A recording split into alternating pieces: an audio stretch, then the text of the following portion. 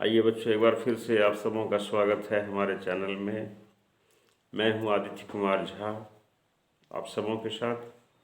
और आज हम चर्चा करने जा रहे हैं गांधी जी के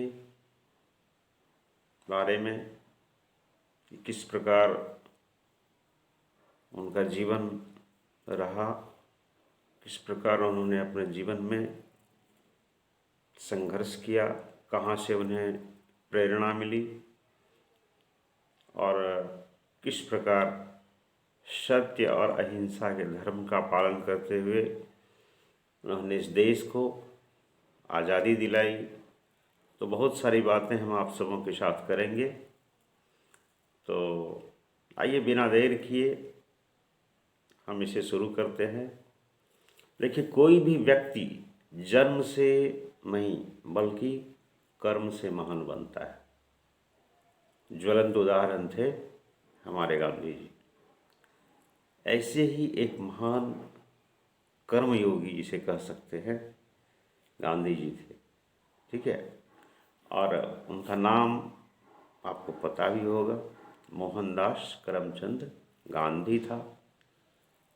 परंतु कार्यों की श्रेष्ठता के कारण उन्होंने जो कार्य किया अपने जीवन में, है ना, उनकी श्रेष्ठता के कारण लोग उन्हें महात्मा गांधी के नाम से जानते हैं या वो जाने जाते हैं। जन्म हुआ था 2 अक्टूबर 1869 को, पोरबंदर गुजरात में हुआ था, ठीक। और इनके पिताजी जो थे वो उनका नाम था करमचंद गांधी और ये राजकोट में दीवान थे। उनके पिता जो थे वो अत्यंत सरल और सरल स्वभाव के थे, ईमानदार व्यक्ति थे। माँ जिनका नाम था पुतलीबाई, वो धार्मिक विचारों की सुशील महिला थी। पूजा पाठ किए बिना भोजन तक नहीं करती थी, है ना। तो धर्म परायण माता पिता के संस्कारों का प्रभाव जो था वो बेटे पर पूर्ण रूप से पड़ा था। गांधी जी की प्रारंभिक शिक्षा हुई थी राजकोट में। समय से स्कूल जाते थे, सीधे घर आ जाते थे और बचपन में बड़े ही संकोची स्वभाव के थे। और मात्र 12 वर्ष की अल्पायु में ही इनका विवाह जो है कस्तूरबा गांधी से हो गया। गांधी जी पर उनकी माँ का जो आचरण था, जो व्यवहार था, वैसे तो माँ बाप का प्रभाव बच्चों पर पड़ता ही है, लेकिन गांधी जी पर पूर्ण रूप से, है ना, अपनी माँ का, माता पिता का कह सकते हैं। और बचपन में इन्होंने नाटक देखा था सत्य हरिश्चंद्र और श्रवण कुमार का। तो उन नाटकों का इनके जीवन पर बहुत गहरा प्रभाव पड़ा था, या यूँ कहिए कि इस नाटक का बहुत, है ना, इस नाटक को उन्होंने बहुत गहराई से लिया था और उन्होंने तभी से सत्य और सेवा के व्रत को, है ना, जीवन भर पालन करने का निश्चय किया था। सत्य की सराहना करना सरल है, परंतु उसका पालन करना उतना ही कठिन होता है। एक उदाहरण उनके जीवन से मिलता है कि एक बार उनके पिताजी पर बहुत अधिक कर्ज हो गया। तो उनके भाई ने गांधी जी के इनके सामने अपनी समस्या रखी, कैसे से हम कर्ज से डूब रहे हैं। और दोनों में से किसी भाई को माता पिता से कर्ज चुकाने के लिए पैसे मांगने का साहस नहीं हुआ। तो गांधी जी ने क्या किया, घर से चुपचाप थोड़ा सा सोना, गोल्ड चुरा करके बेच दिया, है ना, बेच दिया, कर्ज उनका ख़त्म कर दिया। लेकिन गांधी जी के सामने एक बड़ी समस्या हो गई कि किस प्रकार ये जो कृत्य उन्होंने किया है, जो चोरी उन्होंने की है, इसका पश्चाताप से वो स्वयं मन क्या कहते हैं, उनकी आत्मा जल रही थी। इसके बाद बहुत प्रयास किया कि माता पिता के सामने अपने दोष को स्वीकार कर लें, लेकिन हिम्मत नहीं हो रही थी। अंत में इन्होंने क्या किया कि चुपचाप पूरी घटना को एक कागज़ में लिखकर, है ना, पिताजी के पास रख दिया। तो पिताजी जो है सो, जब पिताजी ने पढ़ा उसको, तो ये चुपचाप खड़े हो गए कि शायद पिताजी हमें इसके लिए सज़ा देंगे, पर ऐसा हुआ नहीं। पिताजी ने उनकी बातें जो कागज़ में उन्होंने लिखी थी उसको पढ़ा और प्रेम से उनको गले से लगा लिया, क्षमा कर दिया, यानी पिताजी ने उन्हें क्षमा कर दिया। पढ़ाई इनकी चलती रही। 1887 ईस्वी में हाई स्कूल से मैट्रिक की परीक्षा उन्होंने पास कर ली और 1888 ईस्वी में ही वह वकालत पढ़ाई के लिए चले गए, इंग्लैंड चले गए। और उस समय उन्होंने माँ के समक्ष प्रतिज्ञा की थी कि इंग्लैंड जा रहे हैं, मैं वहाँ मांस, मदिरा और स्त्री का स्पर्श तक नहीं करूँगा। और उन्होंने जो माँ को जो वचन दिया था उस वचन को आजीवन उन्होंने निभाया भी। ठीक है। तो इंग्लैंड में वकालत पढ़ने के साथ साथ गांधी जी ने अनेक धर्म ग्रंथों का भी अध्ययन किया, गीता का अध्ययन किया और यहीं से गीता के प्रति उनके हृदय में अपार श्रद्धा जो है सो पनप गई। इसके अलावा बाइबिल का भी उन्होंने अध्ययन किया और बाइबिल का जो अहिंसा मूलक जो शिक्षा था बाइबिल में, वो गांधी जी के जीवन का वो पथ प्रदर्शक बन गया। और इसी दरमियान उनकी माँ का निधन हो गया। 1892 ईस्वी में गांधी जी बैरिस्टर बनकर भारत लौट गए 1892 में, और मुंबई में अपना जो है सो प्रैक्टिस वो करने लगे, वकालत करने लगे। कुछ दिनों तक मुंबई में किए, फिर राजकोट में जा कर के वकालत करने लगे। ठीक है। इसी दौरान हुआ था कि गांधी जी को पोरबंदर की एक प्रतिष्ठित कंपनी थी, नाम था अब्दुल्ला एंड कंपनी। तो इसकी ओर से एक मुकदमा लड़ने के लिए इनको जाना पड़ा दक्षिण अफ्रीका। तो वहाँ पहुंचकर गांधी जी ने देखा कि वहाँ की अंग्रेजी सरकार भारतीयों के साथ अपमानजनक व्यवहार करती है। उन्हें स्वयं भी कई बार अंग्रेज़ों के अत्याचारों का शिकार भी होना पड़ा। दक्षिण अफ्रीका में गांधी जी एक बार रेलगाड़ी में फर्स्ट क्लास में जर्नी कर रहे थे, सफ़र कर रहे थे, तभी एक अंग्रेज़ अफसर ने कहा कि तुम इस डब्बे में नहीं बैठ सकते, तुम्हें दूसरे डब्बे में बैठना होगा। गांधी जी ने ऐसा करने से इनकार कर दिया। फर्स्ट क्लास का टिकट है, हम दूसरे डब्बे में हम क्यों जाए। तो एक सिपाही ने धक्के देकर उनको गाड़ी से उतार दिया था, है ना। तो सर्दी का दिन था, तो ठिठुरती हुई, है ना, रात में गांधी जी ने स्टेशन की वेटिंग रूम में पूरी रात जो है सो बिताई थी। तो उनके मन में जो है सो अपमान की एक ज्वाला थी, वो धधक रही थी। इस घटना से वो काफ़ी आहत हुए थे। फिर भी धैर्य से काम लेते हुए सबसे पहले उन्होंने उस कर्तव्य को करना जरूरी समझा जिसके लिए वो वहाँ गए थे। अब्दुल्ला एंड कंपनी का आपसी समझौता सफलतापूर्वक उन्होंने करवाया और उसके बाद उन्होंने अंग्रेज सरकार के विरोध, है ना, अंग्रेज सरकार का विरोध करना शुरू कर दिया। ठीक है। वहीं पर उन्होंने पहली बार अहिंसापूर्ण सत्याग्रह आंदोलन चलाया। अंग्रेज सरकार के लिए यह ढंग बिल्कुल नया उसे दिखाई पड़ा। शुरू शुरू में उन्होंने बस बड़े हल्के से लिया अंग्रेज़ों ने, किंतु शीघ्र ही उन्हें सतर्क होना पड़ा। आंदोलन का प्रभाव लोगों में फैलता ही जा रहा। दक्षिण अफ्रीका में रहकर गांधी जी ने अनेक वर्षों तक ब्रिटिश सरकार के विरुद्ध संघर्ष किया। कई बार उनके प्राणों का संकट तक उत्पन्न हो गया, लेकिन फिर भी उन्होंने हार नहीं मानी। अंततः वह आंदोलन सफलतापूर्वक जो है सो पूरा हो गया और गांधी जी के सत्याग्रह की, उनके जीवन की यह पहली विजय भी थी।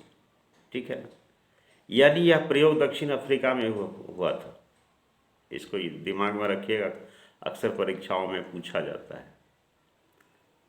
तो भारत लौटने के बाद उन्होंने लोकमान्य तिलक और गोपाल कृष्ण गोखले जैसे महान नेताओं के साथ मिलकर देश को स्वतंत्र कराने के लिए आंदोलन शुरू किया।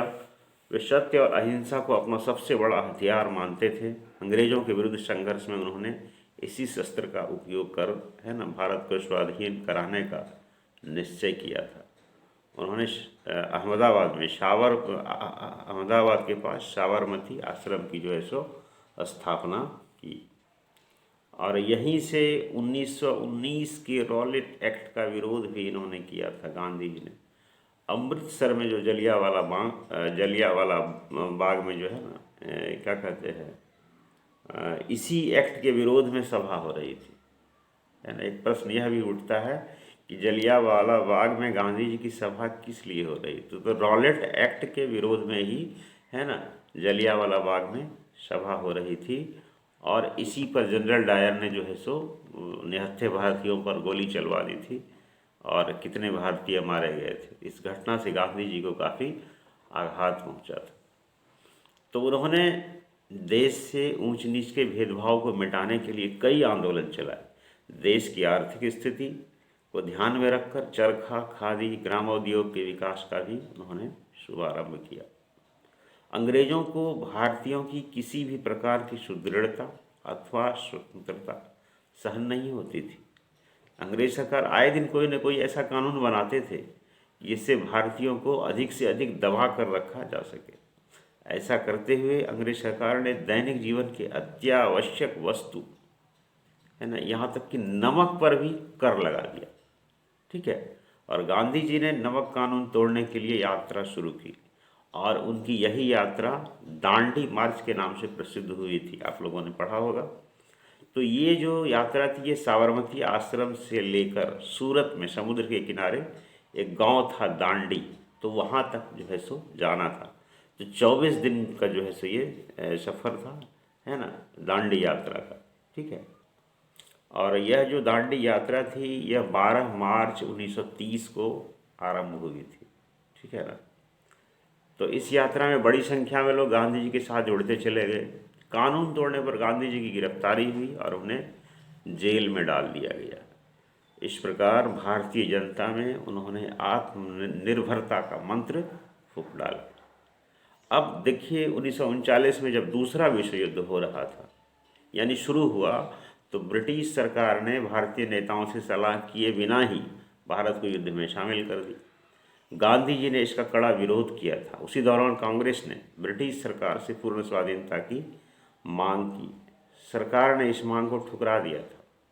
नहीं, इसके विरोध में गांधी जी ने अगस्त 1942 में भारत छोड़ो आंदोलन चलाया था। यह भी प्रश्न है कि भारत छोड़ो आंदोलन क्यों चलाया गया। ठीक है ना।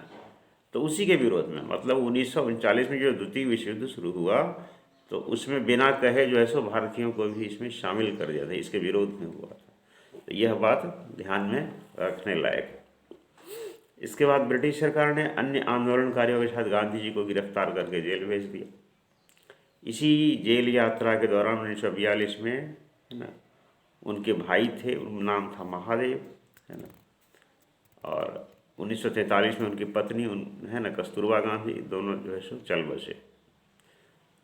2 साल के बाद 1944 में अंग्रेज सरकार ने गांधी जी को जेल से रिहा कर दिया।